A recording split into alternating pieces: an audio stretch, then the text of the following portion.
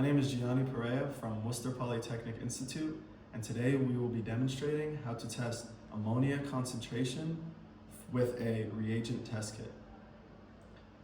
We will be using API-specific freshwater master test kit. If your test kit is different than this one, please follow the provided instructions. First, fill a clean test tube provided with the kit with 5 milliliters of the water sample you'd like to test. Be sure to get as close and accurate to the 5 milliliter mark on the test tube as you can.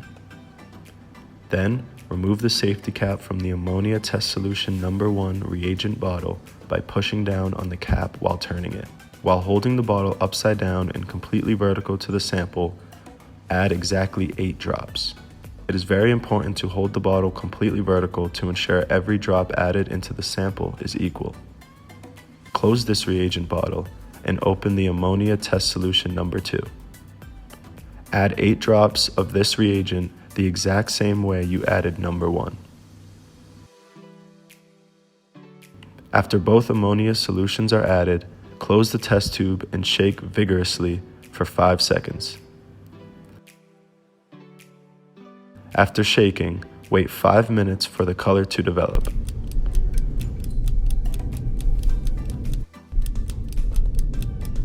Once this 5 minutes is up, compare the color of the solution to the ammonia color chart provided. Be sure to view in a well-lit area against the white area of the chart. The closest match is the ppm or milligrams per liter of ammonia in the water sample. To ensure safety to the environment and participants, pour the solution in the test tube in a beaker or someplace it can be properly disposed of.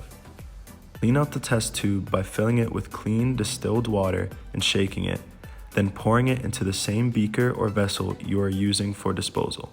Repeat this process of filling with clean water, shaking, and disposing 3 total times.